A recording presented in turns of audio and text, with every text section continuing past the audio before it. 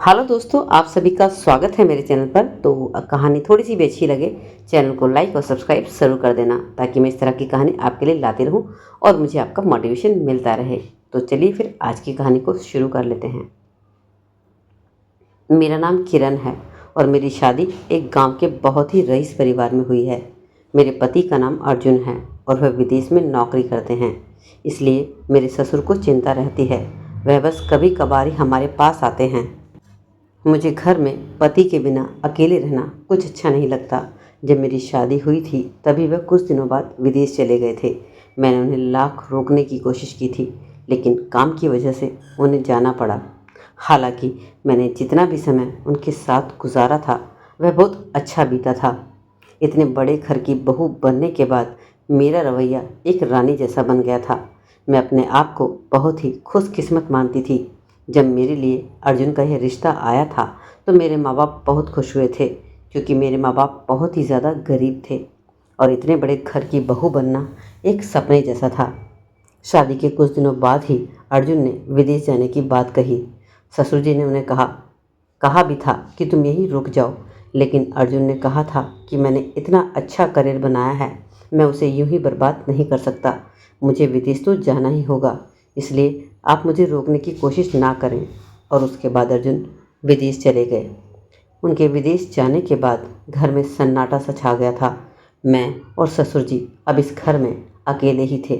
मुझे घर खाने को दौड़ता था। मुझे तो पूरा घर बहुत सूना सूना भी लगता था और अंदर से भी बहुत खालीपन लगता था। लेकिन ससुर जी की बातों ने तो मुझे और ज़्यादा बेचैन कर दिया था। वह किसी से फ़ोन पर बात कर रहे थे और कह रहे थे कि इतनी बड़ी हवेली का मालिक हूँ, लेकिन मैं घर में बिल्कुल अकेला हूँ।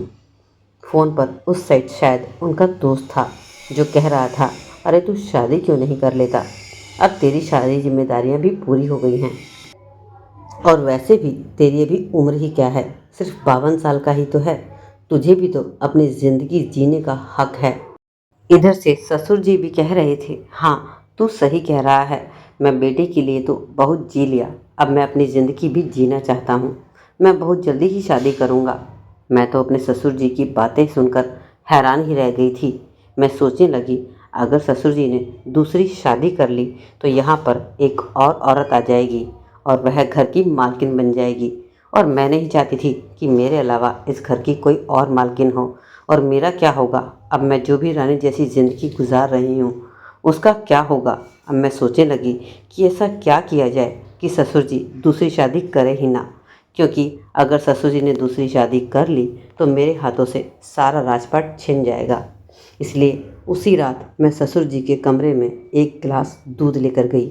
मैंने ससुर जी का दरवाज़ा खटखटाया और कहा कि मैं आपके लिए दूध लेकर आई हूँ। उसके बाद मैंने दूध को टेबल पर रख दिया और मैं अपने कमरे में आ गई। लेकिन तभी ससुर जी के कमरे से मुझे बातें करने की आवाज़ें आई। शायद वे अपने बेटे से बात कर रहे थे और कह रहे थे कि मुझे अकेलापन सा महसूस होता है। मैं तो ये चाह रहा हूँ कि मैं दूसरी शादी कर लूँ तो मेरी ज़िंदगी का सूनापन ख़त्म हो जाएगा।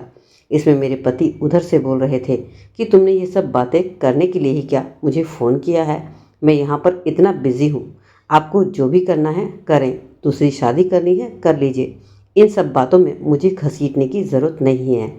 और फिर उन्होंने फ़ोन काट दिया। मैं सोचने लगी, यह सिलसिला अगर चलता ही रहा तो जल्दी ही मेरे ससुर जी शादी कर लेंगे। मुझे जल्द से जल्द ही कुछ करना होगा। घर में दूसरी औरत आ जाएगी और मेरी रानी जैसी ज़िंदगी ख़त्म हो जाएगी। अर्जुन तो वैसे भी मेरे ऊपर बिल्कुल ध्यान ही नहीं देते थे, काम में ज़्यादा बिजी रहते थे, तो मैं ही उनकी परवाह क्यों करती। अब यह इतना बड़ा घर ही मेरा इकलौता सहारा है, अगर यह भी मुझसे छिन जाएगा तो मैं क्या करूँगी।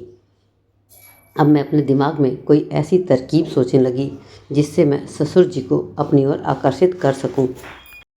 तभी मेरे दिमाग में एक आइडिया आया और मैं रात को ही किचन में चली गई। तो मैंने बहुत सारा फर्श पर पानी गिरा दिया और उस पानी पर मैं लेट गई और ज़ोर ज़ोर से चिल्लाने लगी, ससुर जी, मैं गिर गई।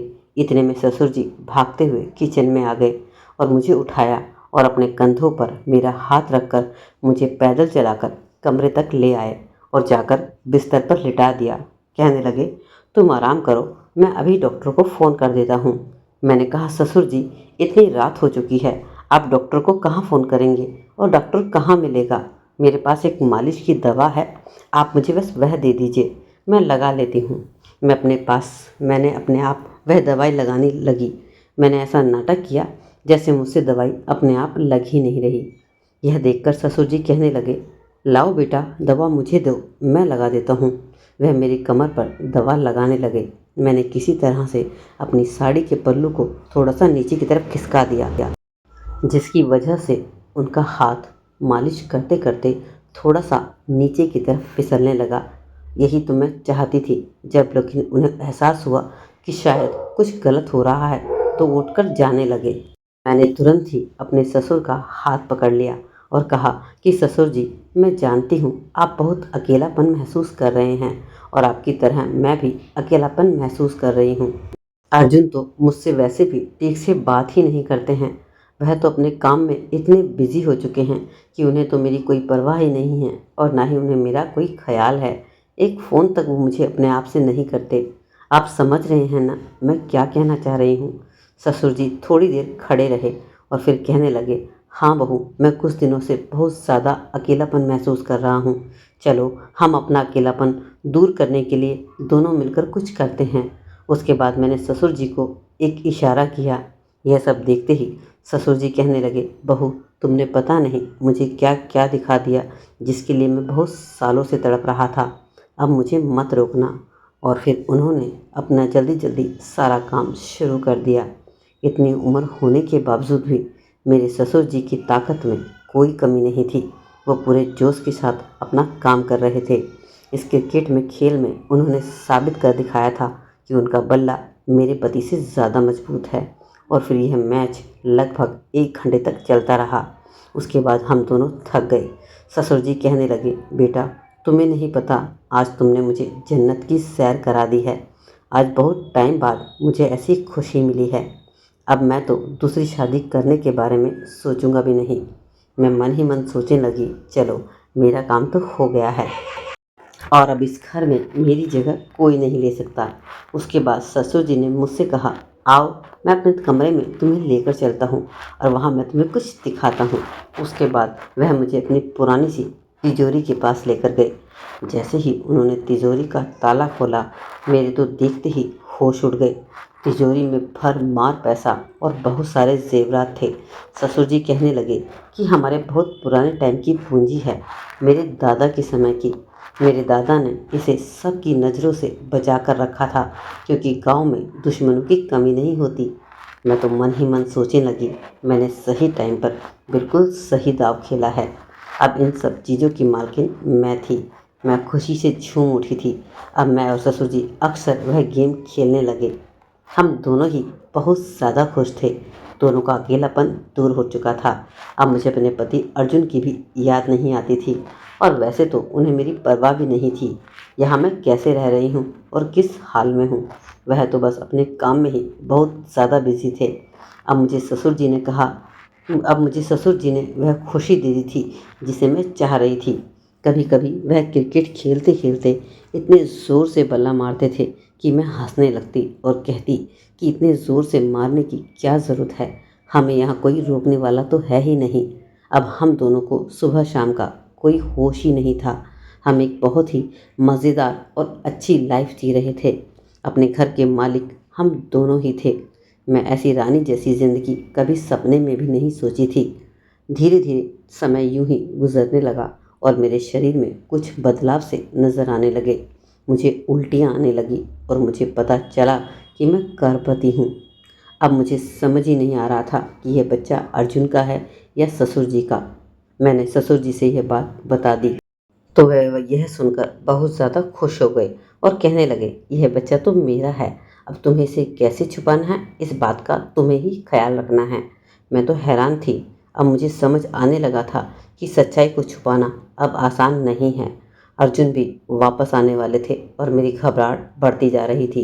इसी के चलते मेरे और ससुर जी के बीच में बहुत ज़्यादा तनाव भी रहने लगा था।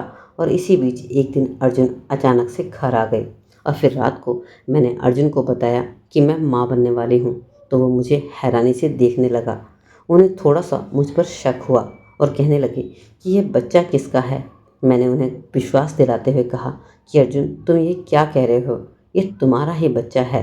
रात को तो वह सो गया, लेकिन मुझे सुबह उठते ही यही सवाल करने लगा। ससुर जी बाहर ही खड़े थे। उनकी आंखों में भी सच साफ दिख रहा था, लेकिन वह छुपाने की कोशिश कर रहे थे। लेकिन सच कब तक छुपता? अर्जुन ने मेरे ससुर जी की तरफ देखा। पापा जी, आप ही बताइए कि यह बच्चा किसका है?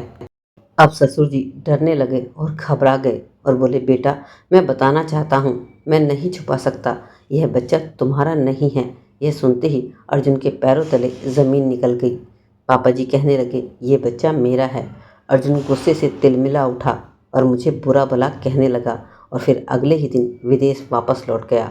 अब मुझे अपनी ज़िंदगी को नए सिरे से शुरू करना था, अपने ससुर जी के साथ में।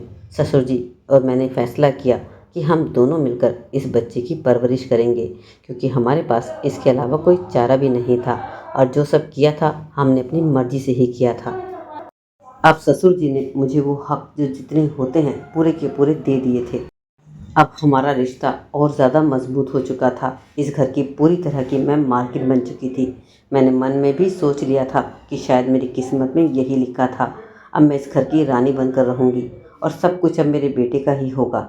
और इस तरह से अब मेरे और मेरे ससुर की ज़िंदगी में एक ऐसा मोड़ आ चुका था जिसमें कोई भी रुकावटें नहीं थी। दोस्तों, कभी कभी हालात ऐसे हो जाते हैं कि हम अकेलेपन का शिकार होकर कुछ नाजायज़ रिश्ते बना लेते हैं और फिर उन्हें अपना लेते हैं। क्या सही है, क्या गलत है, उस टाइम ये सब कुछ याद नहीं रहता। रिश्तों की गहराई और भावनाओं की उलझनें हमें कई बार दूसरी दिशा की तरफ ले जाते हैं। दोस्तों, आपकी क्या राय है इस कहानी के बारे में? ज़रूर कमेंट सेक्शन में बताइएगा। अच्छी लगे तो लाइक कर दीजिए और चैनल को सब्सक्राइब ज़रूर कर दीजिए।